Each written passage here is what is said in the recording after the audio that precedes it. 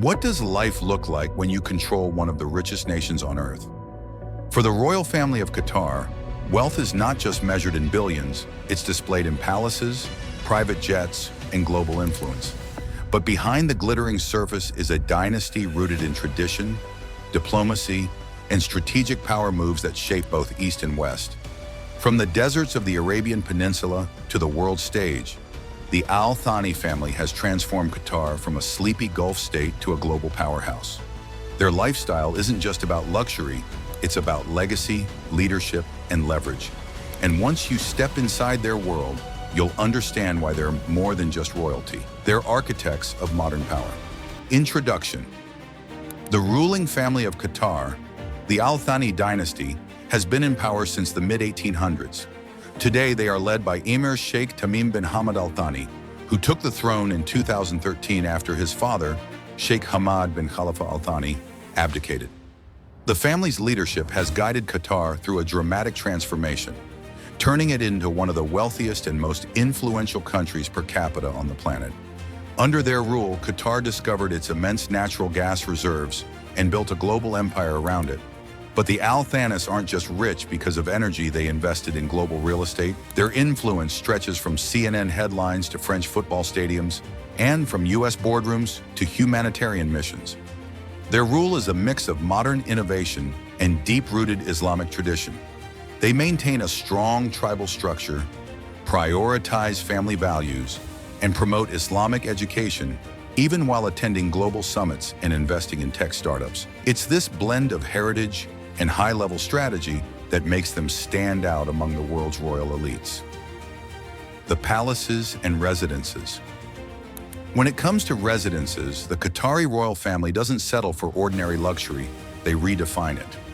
Their primary palace, the Amiri Diwan, is a blend of Islamic architecture and ultra-modern design, serving as both a seat of power and a symbol of national pride.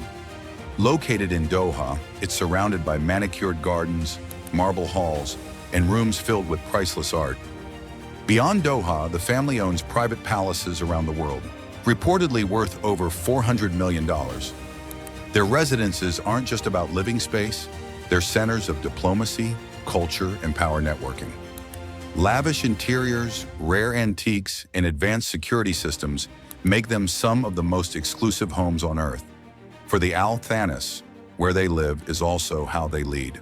Cars, jets, and superyachts. When it comes to cars, the Qatari royal family doesn't just buy luxury, they define it. Their garages are filled with rare, customized machines that most people will never even see in real life.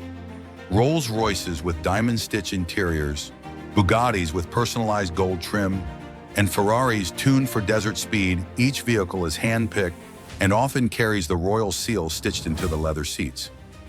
These aren't just for show. Every car represents power, status, and a lifestyle only the world's elite can afford. But the roads are just one part of the story. The skies belong to them too. The Emir of Qatar travels in a private Boeing 747-8 worth over $400 million, fitted with gold-plated bathrooms, private bedrooms, and onboard medical facilities. It's not just luxurious, it's ready for anything. For the rest of the family, there's a fleet of Gulfstreams and customized Airbus planes, each loaded with technology, comfort, and bulletproof security.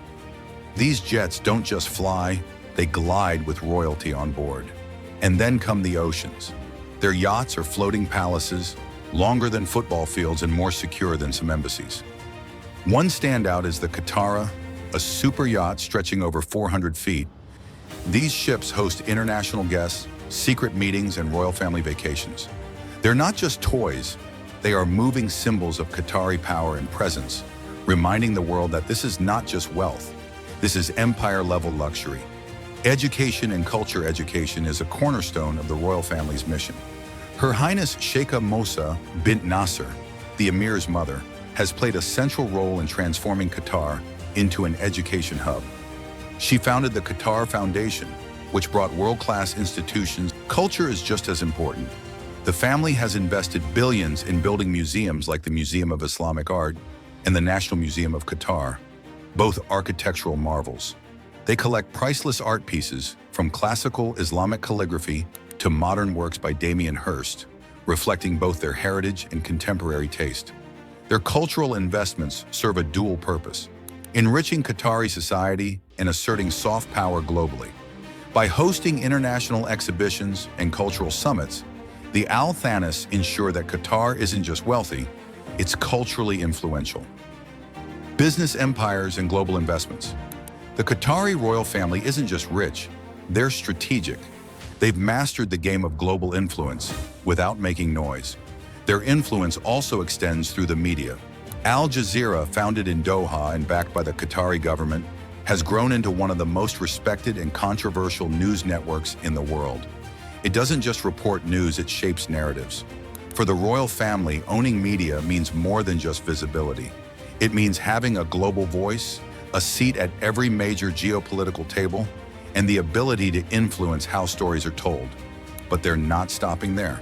The family is also deeply invested in the future, owning the powerhouse football team Paris Saint-Germain, PSG, and funding next-gen projects like NEOM and green hydrogen ventures across the Middle East.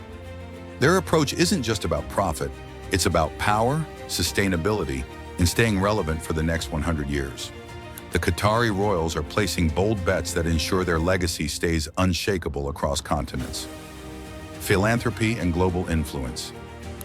The Qatari royals are not just spenders, they are strategic givers.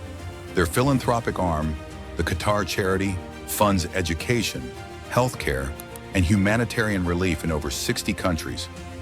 From building schools in Africa to providing disaster relief in Asia, their giving is wide-reaching. The Sheikha Mossa's Educate a Child initiative has helped millions of children get access to quality education. These programs aren't just about charity, they are tools of diplomacy. Every donation, every school, every clinic builds a deeper connection between Qatar and the world. Their influence in international affairs is growing. They host global peace talks, support UN missions, and position Qatar as a neutral player in conflict zones. It's all part of a bigger picture, building power not just through wealth, but through diplomacy and compassion, privacy, power, and legacy. In a world where most elites chase the spotlight, the Qatari royal family chooses silence over noise. They stay out of tabloids, rarely give personal interviews, and keep their family matters tightly guarded. This privacy isn't just a personal choice, it's a power move. The less they reveal, the more mystique they carry. And that mystery makes them not only respected, but untouchable. But don't mistake silence for inaction. Behind the scenes, the Emir is laying down the groundwork for Qatar's next century. Meanwhile, Crown Prince Sheikh Abdullah is being shaped into a modern leader. The Al Thani dynasty isn't content with being rulers of today. They're planning for a legacy that lasts generations. Their goals go far beyond oil and luxury. They're building a global identity rooted in innovation, culture, and leadership. While others chase trends, Qatar's royals are quietly shaping the future. One decision, one investment, and one generation at a time. Inside the life of Qatar's royal family is a world few will ever truly see. It's a world where gold faucets and bulletproof limousines are just the surface, where every decision is tied to global strategy, national pride, and family honor. They are rulers, yes, but also visionaries, investors, and cultural architects.